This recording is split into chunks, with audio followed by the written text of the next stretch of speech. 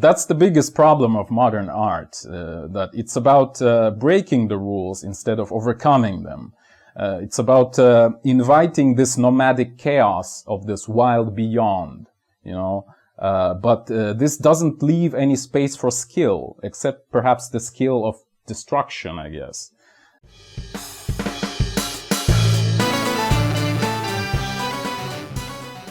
Greetings, this is Eugene the Philosopher, the greatest living philosopher after the unfortunate passing of Quentin Robert de Nameland, who has been the greatest living philosopher before me. So why is modern art so bad? Well, firstly, let's figure out why is any art any good? And here we have to face a vicious circle inherently, which is like, what do we call beautiful? Like, you know, people say, well, we love art because it's beautiful. What do we call beautiful? Well, it's something that makes us feel good, alright? And what makes us feel good? Well, something beautiful does, right? So it's a vicious circle. It's a catch-22 in a way. But how do we resolve this? Well, with help of a well-known, at least to you, hopefully, topic of will to power. So, my statement is, and it's probably not only my statement, but anyway, is that in order for art to be good, i.e. beautiful, it has to have set of rules. Then the artist should overcome these rules in order to convey some sort of message they want to convey, or like an emotion or an idea or whatever else. And this makes us feel powerful, either through the like secondary agency of this artist, like we feel almost as powerful as they were while they were overcoming these rules, or we feel powerful just because of the message itself, let's say. Let's say it's a good message in its own right. So this is what makes art beautiful and good, and that's why we love it, because it gives us the feeling of power, because everything is will to power. Alright?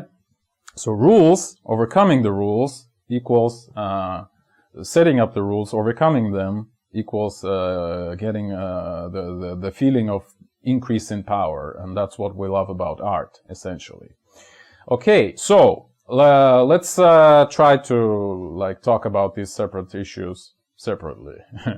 So the importance of rules. Why are the rules important? Well, any piece of art, again, almost like a tautology, I'm just going to restate it again. Any piece of art should have this invisible skeleton, if you wish, of rules. The sort of like a maze, you know, a preset structure, if you wish. Then it can grow around it, or again, like around the skeleton. And then it's looking vivid and full of energy. So it's even better, actually, if the audience doesn't even know about these rules. And, well, let's face it, most of the time the audience is completely ignorant, right? So then it kind of looks almost arcane, right? It kind of looks almost like magic. Like, why is it like deliberately this way, alright? So they don't really, like, they do intuitively maybe feel that there are some rules. Maybe they are like quasi-religious or something to that effect. So yeah, so it makes it look kind of cool, right? But once the audience recognizes the rules, actually the piece loses a lot from this. And there's plenty of examples of that, and you can probably come up with some from your own personal experience. Like, a lot of magic is lost when you learn how something is done, right?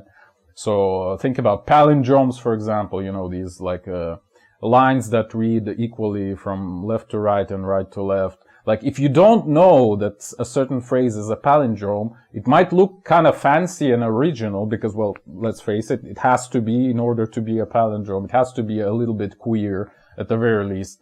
But once you know the rule behind it, that it should be read equally, like, it kind of loses its charm, at least to a degree.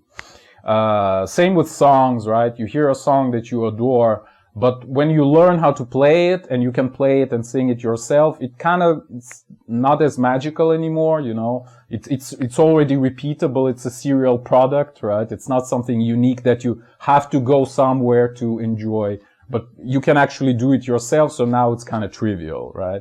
Etc., etc. Or think about the mathematical theorems, right? They also look kind of like magic, even though it's technology. I'm kind of referencing this famous quote about, you know, any advanced technology is indistinguishable from magic. Or in the realm of rhetoric, what I was saying about the theorems is that once you learn how they are proven or how they appeared, let's say, they also lose their magic to a degree. And rhetoric, right? Forcing your opponent to follow the rules, and thus, like, by following the rules better than they are, you will overcome them. And this is also kind of an art in itself. It's like you are boxing within the confines of this logical maze that we've described before. Okay, so this is the first thing, right? We need to have rules, because otherwise, like, it's structureless. Like, we don't have, if you wish, the rules are the medium, all right? But you need a message also, but the medium should come first, otherwise there would be no message anyway. Like, how can you write a poem if you don't have any paper, right? Of course you can do it orally, well then the medium is your memory, essentially, you know, and like the way of vocalizing it. Okay, so these are the rules. Now, I'm not going to talk about the second part yet, at least, but I'm just going to reiterate that you need to overcome these rules in order to incite the feeling of power in the audience, all right? But the key word here is to overcome. However, and this is the next big segment that I want to talk about, is that the modern culture, and by modern I mean like specifically the culture of modernity that has arisen in Europe in like early 1600s, early 17th century, like, well, definitely by middle of 17th century. It is not really about overcoming the rules, inherently at least, but it's more about breaking the rules. That's the whole idea of modernity. We throw away all the old stuff. We are modern now. Now everything is different. So we break all the old stuff, right, with a hammer. We run around and break everything we see.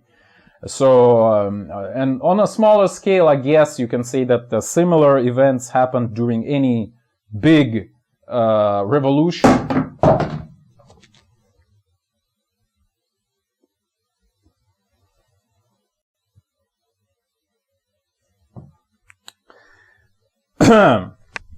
My phone just fell. I'm not sure if I'm gonna if I'm gonna retain the video. I mean, it would be kind of funny, so maybe I will. Okay, so it has been observed previously on a smaller scale, even during any sort of like revolution, or let's say an invention of a new genre, like in any sort of art, etc., etc. But really, like, the large scale thing happened during modernity in Europe specifically. And what it is about, it's about criticism, right? Breaking the old stuff, getting rid of the old stuff, this burning acid of scientific method. You sort of apply it everywhere and see what survives, right? So, and I've touched this very briefly in one of my recent videos called "Science is Not a Worldview." I'm gonna link it in the description. So let's just demolish the maze of the rules. Let's just break the skeleton of the rules, if you wish. Break every bone of it, instead of overcoming it. That's kind of my point here. So it's a very destructive and nihilistic approach, cannibalistic even, in the sense that it feeds off of previous rules, pre-established rules, right, that we run around and find ways to demolish now. So it gives energy, yes, because it's a revolt. It's this youthful, you know, I don't know, well, revolt. It's, you know, the punk rock of culture, right? It gives you this feeling of power, but it's not sustainable because, again, it's cannibalistic. It's like heating up your room by burning your library, you know? Like, yeah, it will give you energy for quite a while maybe, but eventually it would run off. Like, eventually there would be no single bone remaining in this skeleton of yours to be broken.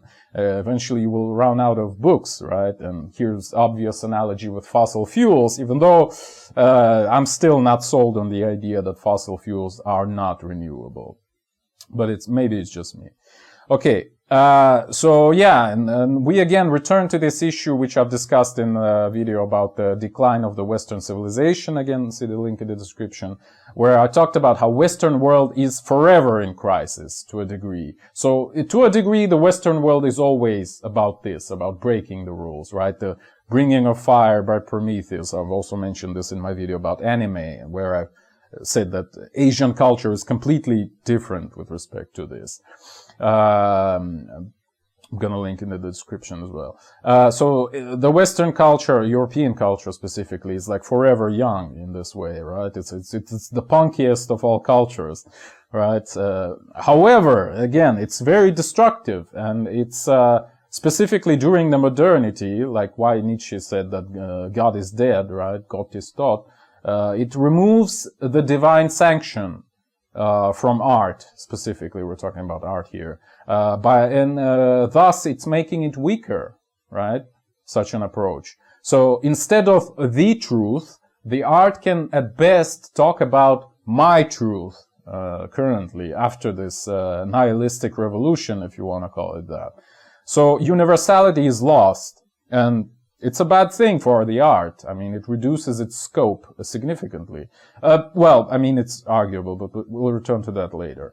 And, like, remember what Jim Morrison in Oliver Stone's movie The Doors said, that people need something sacred. Well, the problem is that nothing is today, or at least within the framework of this scientism, right? The hierarchies are crumbling. And that was, I guess, the main, drama of Morrison himself, that people need something sacred, and he realized that. But at the same time, I mean, he was also a fan of Nietzsche, so he also realized that there is nothing sacred. And that was kind of a problem. And it still is a big problem. Right? Okay. So hopefully I've described the situation well enough already. And there's like a tangent problematic of nomads versus settled people or sedentary people, where we may talk about the importance of boundaries or borders. And I've talked about this in my video Beyond the Border. See the link in the description, even though I talked about science specifically. AKA rules, right? Borders or boundaries are the rules. So nomads don't have any, right? Well, some maybe. I mean, they have some morality, etc., but it's kind of again, the scale is incomparable to the settled people. So that's why their art is virtually non-existent in nomadic people, and specifically architecture. And this is my big claim, perhaps, but I would say that architecture is the queen of all arts. And it's the most important art because you literally encounter it everywhere. Like, whenever you go, whatever you do, you're constantly surrounded by it. Perhaps literally, if you're within a building, right? I mean, discounting the accounts where you were out in the wilderness alone or something. But then we're not talking about art anyway, in the first place, right? So yeah. So architecture is the queen of arts, and that's why it suffers the most from this process of modernization, if you wish, because it's the literal and metaphorical embodiment of all the arts. That's why it dies first. And that's why, again, you can see all these hundreds of videos on YouTube of why modern architecture is so horrible. Okay. So to formalize, yeah. So that's the biggest problem of modern art, that it's about breaking the rules instead of overcoming them. It's about inviting this nomadic chaos of this wild beyond, but this doesn't leave any space for skill, except perhaps the skill of destruction, I guess, if you can call it that. And therefore, it doesn't allow us to marvel at the artist's skill at overcoming the rules. And therefore, it doesn't allow us to feel this increase in power. So the whole purpose of art becomes broken. Like, the whole process is inherently twisted. Yeah. So it leaves you with nothing, essentially, even though it gives you this false drug-type energy influx initially, right? Oh, we're gonna break all the old stuff. Great, hooray, right? But then you're left with nothing. Like, so it's a complete misunderstanding of the whole process of art, of the whole practice, and even the theory of art, like its inherent nature. As a tangent, as a side note, I wish to note here that people can not only admire the mastery of the artist in overcoming the rules, but also they might, or like transferring their message throughout this maze of rules, but they might also admire a pure technical skill. Like, let's say if you have a great musician or a dancer or whatever, and they do all kinds of crazy stuff, right? The Yngwie Malmsteen plays like 1,000 notes per second. Wow, that's so cool. But it's not really art, okay? It's sportsmanship. So it's inherently barbaric type of thing. Where, again, speaking about Malmsteen, of course, he had some good music, but essentially it's sportsmanship what he does, right? Again, playing like 100 notes per second. Yeah. And talking about the rules and breaking them, it's kind of, and again, remembering Nietzsche, it's obvious the analogy is Apollo versus Dionysus, right? What Nietzsche talked about in his book, The Birth of Tragedy Out of the Spirit of Music, if that's the correct translation, where he talks about Greek tragedy, where you have the order represented by Apollo and chaos represented by Dionysus, right? The making of rules versus breaking the rules. Well, it's not quite what I'm talking about here. Or in Gnostic texts, right? The Jehovah, the order, versus Lucifer, the chaos, the two emanations of God, if you feel esoteric. But it's not quite what I'm talking about here, right? I'm talking about the rules versus, not versus, but plus overcoming of them, right? Not rules versus breaking the rules, but acting within the confines of rules as if they didn't even exist. That's what I'm talking about. This is art, right? But Nietzsche tries to kind of even boil it down further into rules versus breaking the rules, which I'm not sure is very productive, but it's certainly a good metaphor, let's put it this way. So anyway, you need a good proportion of both in good proportion, right? Apollo and Dionysus. Because if you have too much Apollo, everything is stale and dull and boring. Everything is too regulated. If you have too much Dionysus, everything is unintelligible, meaningless, and disgusting, essentially, right? So yeah. However, it's not quite what I'm talking about, but hopefully you got the idea already. Okay, so the loss of universality with nihilism, right? Maybe it's good, actually, after all. Let's think about it. Maybe it actually brings us more humanity into the art. So art is not something secluded and purely ancillary to religion anymore, but it's more about the subject, the human, right? Even though arguably postmodernists killed human already, like the human is dead, the author is dead, Roland Barthes said. But anyway, so it brings this more humane, subjective character, like it emphasizes this, again, character of life, I guess. So this is where art differs from science significantly, because science still pretends, even though it's subjective to the bone, it still pretends that it's objective, all right? Again, that's why art is a worldview, because it has values, like, again, the rules, like what is good, what is bad, and how we navigate through this, and science doesn't. And that's why art is a worldview, aesthetic worldview, whereas science is not. Again, watch my video about science is not a worldview. So maybe there is a possibility of a subjectivist kind of revolution in science, where science would finally admit that whatever we do with our theories, etc., we do it as humans, right? At the very least. As humans of a specific epoch and a geographical location and a cultural background even. But that would be the next step, all right? At least acknowledging that we're doing this as humans, and these laws are not really laws, they're just the way we humans perceive the reality through, would be a great step ahead. And I believe there's only one person really working in this direction currently, at least that I'm aware of, is Stephen Wolfram, and I'm gonna make a video about his theory later. Alright.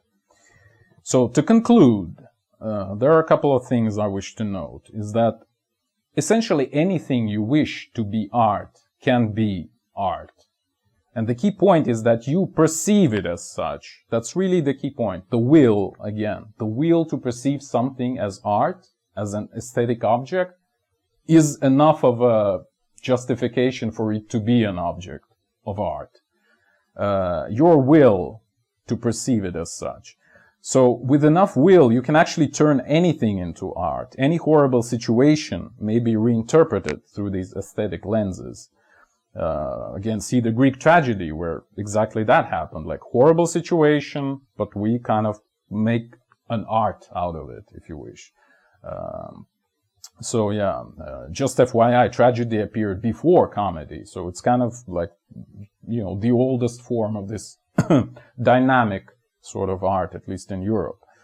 Well, maybe music is older, but anyway, again, birth of tragedy from the spirit of music, right? Not vice versa. Okay, so to sum up what I've said, what is art? It's having a set of rules. It doesn't matter how you came up with them. Maybe it's just a situation in your own life, like an actual physical or not necessarily social situation in your life, and overcoming these rules. So by overcoming them, you give them you give meaning to the situation. You kind of produce a message out of the mess. Wow, that's actually kind of cool. I just came up with it. So you have a mess, but you produce message out of this mess, out of this chaotic garbage of suffering and unintelligibleness. Again, you produce a message out of it by overcoming it, by imposing your will onto it.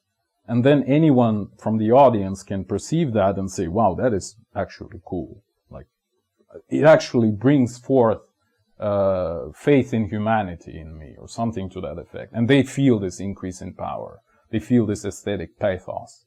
So this is what art is. This is what it's for people to feel more powerful, essentially, and thus feeling better. And again, it's not necessary for you to explicate these rules. Again, show, don't tell, right? How did I say it? Demonstrate, not explicate, yeah. Watch my video about I don't remember how I called it, but I'll link it in the description. Like how to solve problems, I don't remember, sorry. So this was the case, for example, with the band The Police, you know, where the Sting was playing bass and singing. So they've deliberately kept their membership, I guess, to 3 people, right? It was Sting, Stuart Copeland, and Andy Summers, I guess Andy, on the guitar, right? Only 3 people, so they've deliberately limited. So these are the limitations that they had to overcome in order to produce art. And they did, actually, right? And the same is spoken many times by Robert Fripp, you know, the author of the famous "When Stuck, Increase the Complexity" quote. He also started this guitar school where they played completely insane music. Maybe I'll link some clips in the description as well. And of course, the real Frank Zappa book, right? The autobiography of Frank Zappa, where he says that anything you wish to be music may be perceived as music. Like, literally, the only thing that's limiting you is your desire. Like, if you want to play music on a table with your fingertips, you can do that, right? If you want to hear music in cars passing by, you can do that as well, all right? Whatever you wish, really. And there's a clip, again, demonstrating, not explicating, right, of Zappa doing exactly that, where he plays a bicycle. And I'm gonna link it in the description. He's very young then, but he was still into this already. You can feel that. Okay, thank you for watching. The eons are closing. If you wish to support me, please consider joining my Patreon. That is patreon.com/philosopher. See the link in the description. Or if you have a scientific theory of your own and you'd like my help in developing it, please join my alternative science coaching program, also available through Patreon.